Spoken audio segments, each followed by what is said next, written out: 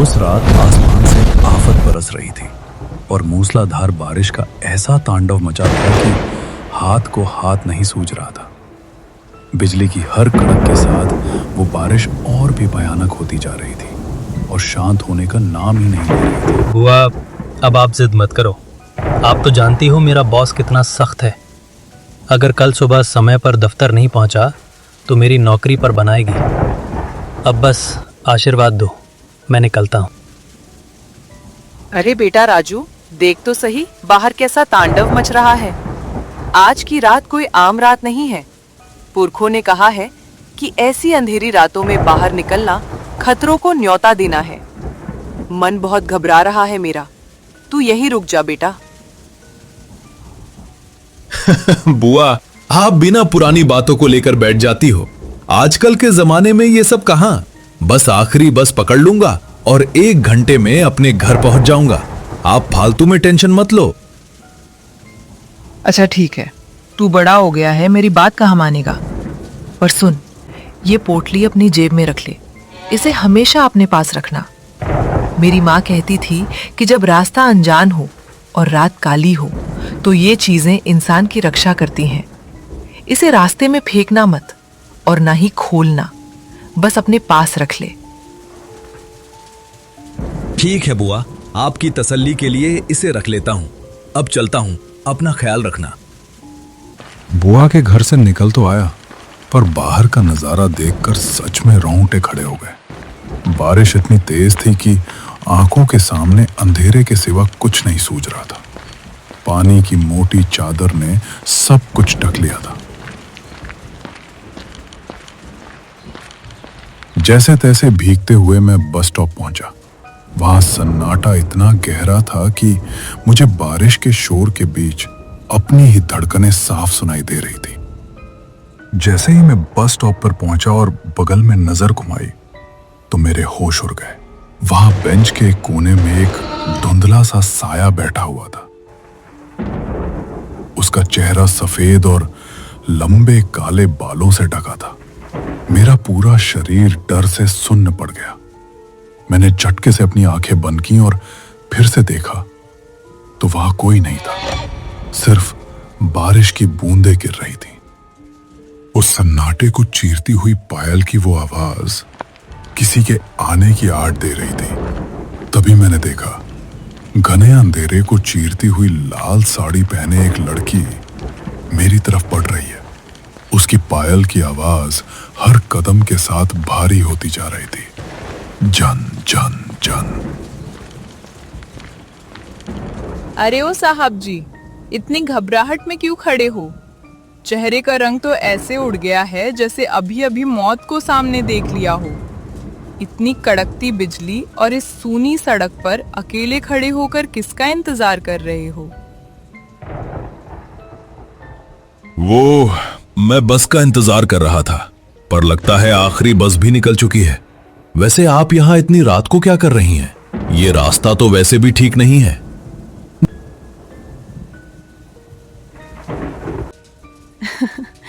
डर? मुझे किस बात का डर साहब? रात तो मेरी सहेली जैसी है। डरना तो आपको चाहिए, जो शहर के बाबू होकर इस वीराने में अकेले खड़े हो।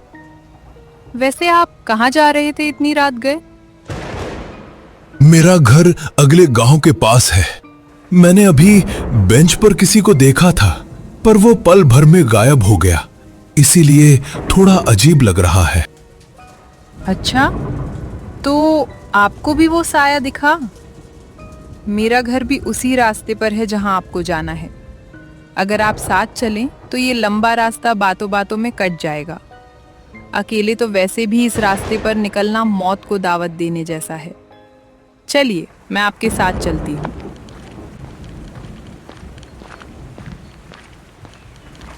दोनों जंगल के रास्ते पर चल रहे हैं। राजू बार बार पीछे मुड़कर देख रहा है। सुनिए, क्या आपको कुछ सुनाई दे रहा है? जैसे कोई पीछे पीछे चल रहा हो, या शायद कोई पुरानी डरावनी कविता गुनगुना रहा हो। राजू पीछे मुड़ता है। लड़की गायब है। मैडम, कहाँ चली गई आप? अभी तो बगल में थी। ये मजाक अच्छा नहीं है। सुनिए। राजू पागलों की तरह चारों तरफ देखने लगा। तभी अचानक उसके कंधे पर किसी ने हाथ रखा। राजू उछल पड़ा। पीछे वही लाल साड़ी वाली लड़की खड़ी थी। क्या हुआ साहब जी, इतना क्यों डर गए? मैं तो यहीं झाड़ियों के पास थी। आप तो शहरी बाबू होकर छोटी छोटी बातों पर सहम जाते हैं।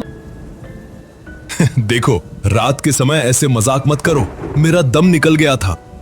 अरे साहब जी, आप तो बड़े डरपोक निकले। ये तो हवाओं का शोर है।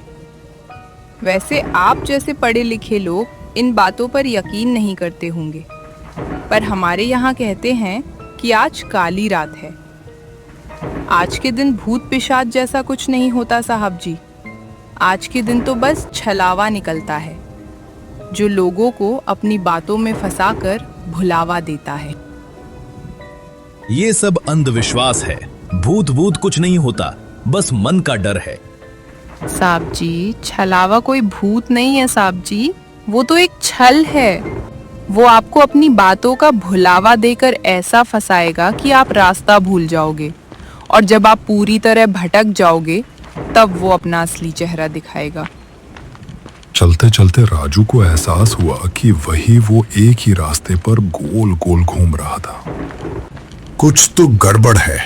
हम इसी पेड़ के पास से पहले भी गुजरे हैं। ये रास्ता खत्म क्यों नहीं हो रहा? मैडम, आप चुप क्यों हैं? लड़की फिर गायब है। इस बार कोई पायल की आवाज नहीं आती। अब बहुत हो गया, बाहर आओ, मैं यहां और नहीं रुकूंगा।